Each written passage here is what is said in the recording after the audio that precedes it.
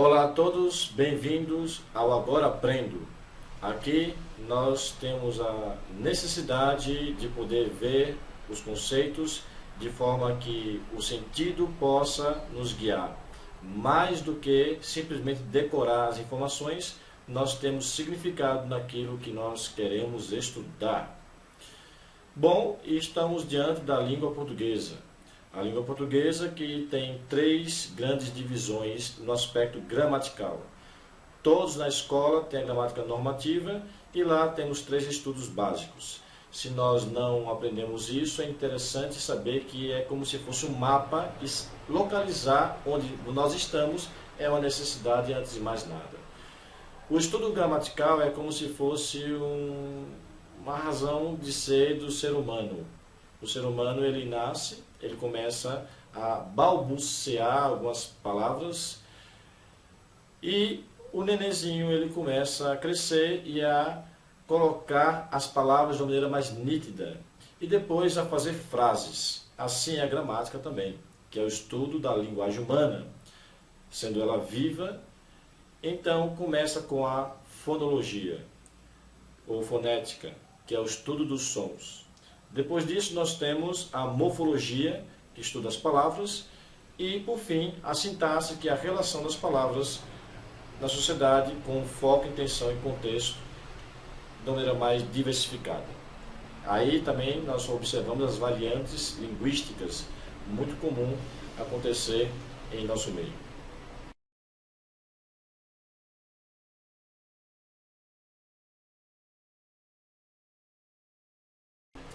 Bom, agora vamos inaugurar o estudo da fonologia, o estudo da fonética, o estudo em que o som é o objetivo principal da nossa análise.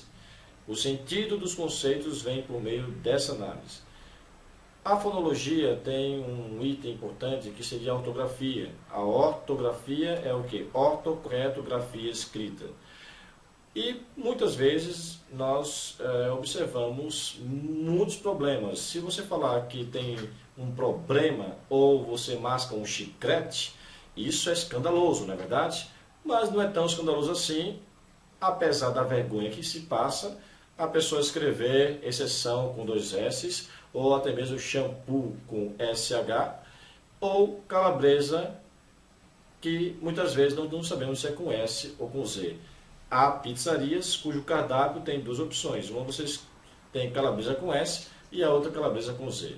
Bom, nesse aspecto mora toda uma história que vamos contar durante o nosso vídeo. Mas uma coisa é certa, estudar como se escreve corretamente as palavras antes era um pesadelo. Porque decorávamos uma lista de palavras com X, outra com CH, outra com Z, outra com S, e a dúvida permanecia a mesma. Ou seja, decorar definitivamente não é simplesmente o caminho que vamos traçar por aqui. Vamos dar esquemas. Isso é uma grande diferença. Vivemos princípios e caminhamos esquematicamente para a vitória.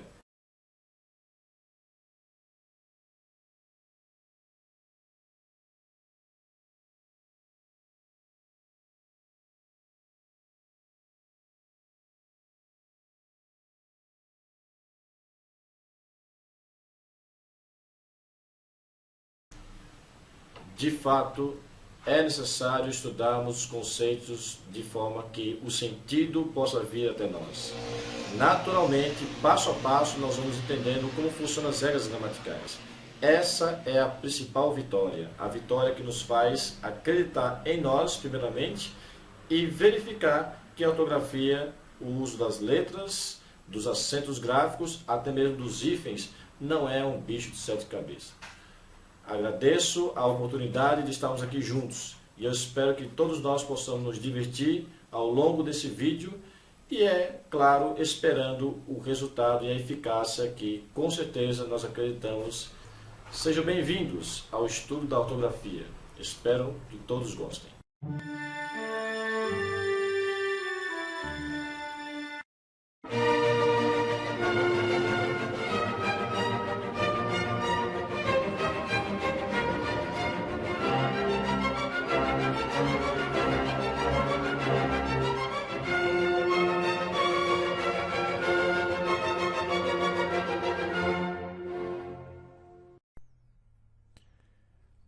todos, bem-vindo a mais uma aula com os métodos do Agora Aprendo online. Nesta aula falaremos de ortografia sobre a óptica do novo acordo ortográfico. Tentaremos aqui fazer um esquema didático, acessível e com critérios, para entendermos não só as mudanças que estão ocorrendo, mas também o que está no contexto delas.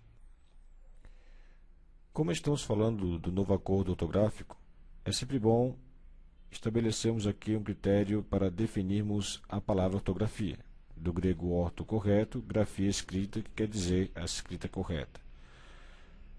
O novo acordo alterou muito pouco as regras ortográficas, de modo que, se antes havia dificuldade para fixar uma ortografia oficial, como sabemos se a palavra é com S, ou Z, X ou CH, por exemplo, agora com as mudanças o problema básico ainda parece existir, ou seja, há uma falta de didática e metodologia em geral para fixarmos essas regras.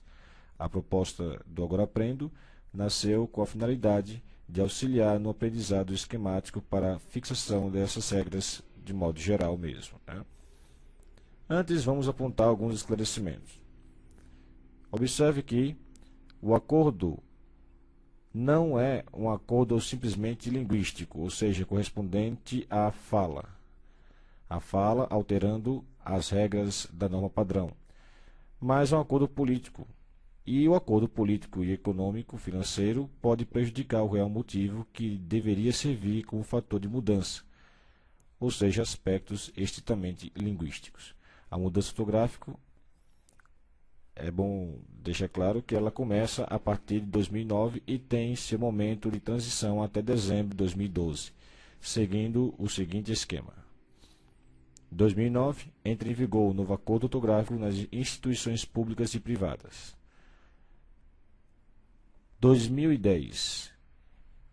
A partir de 2010 até 2012, haverá uma adaptação da nova regra ortográfica nas escolas.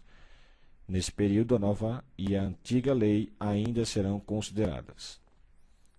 E a partir de janeiro de 2013, o uso da nova regra ortográfica será absolutamente inserido no meio escolar.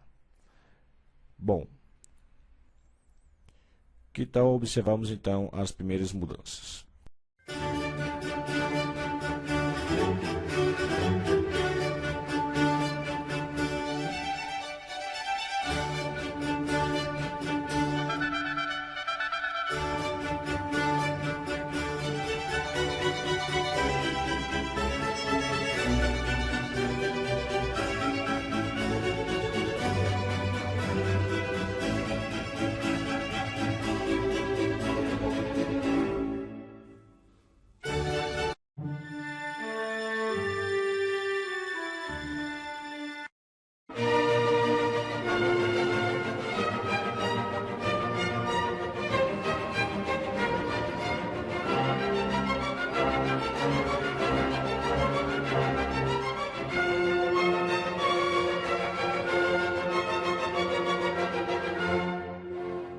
Nós temos aqui algumas mudanças práticas e vamos começar com a eliminação total do trema. Para quem não se lembra, o trema é um sinal colocado em cima da letra U e tinha a função de que essa letra fosse pronunciada. É o que observamos nas palavras pinguim, 50, aguentar e tranquilo. Observe que antes usávamos trema nas sílabas gué, qué, gui e qui quando o U fosse pronunciado, de forma que, com a presença do trema, eu teria o som pinguim. Observe, guim, e não pinguim.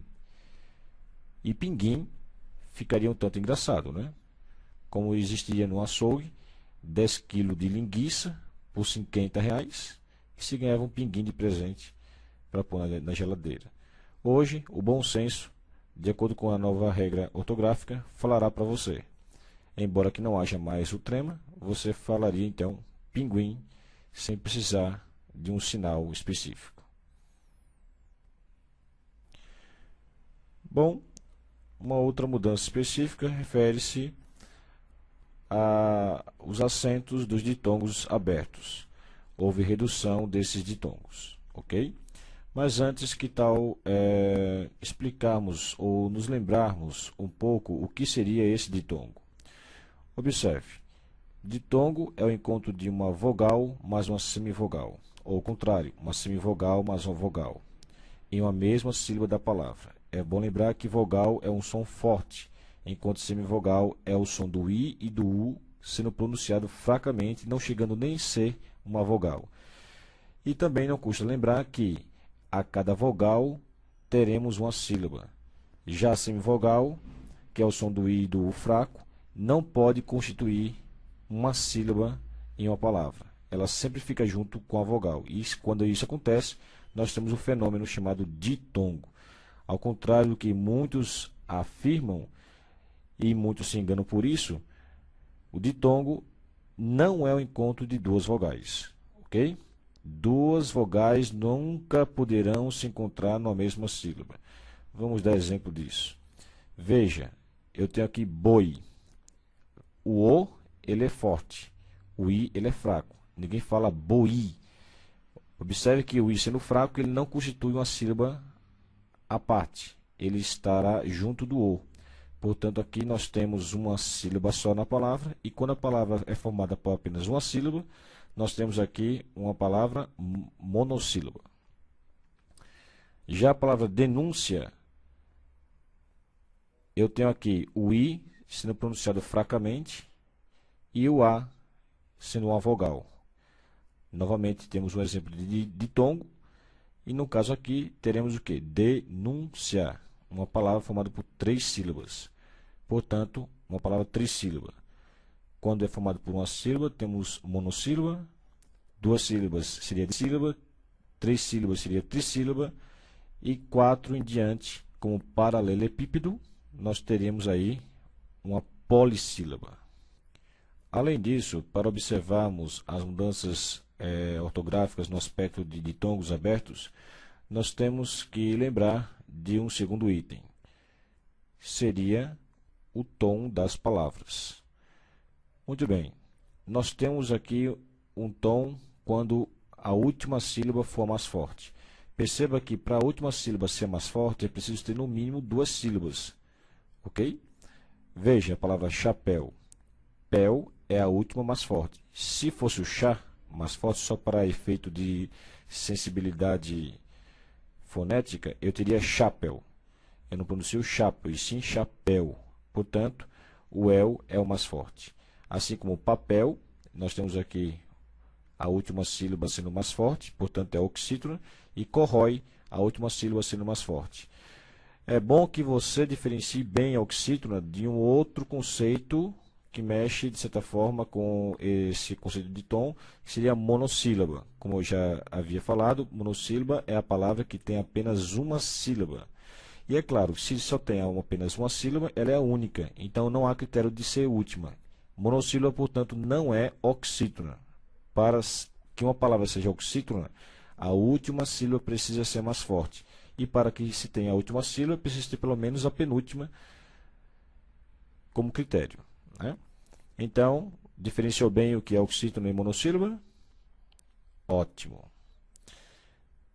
Agora temos um outro conceito, seria paroxítona, que seria a sílaba mais forte, sendo a penúltima, como por exemplo, boia, ideia e heróico.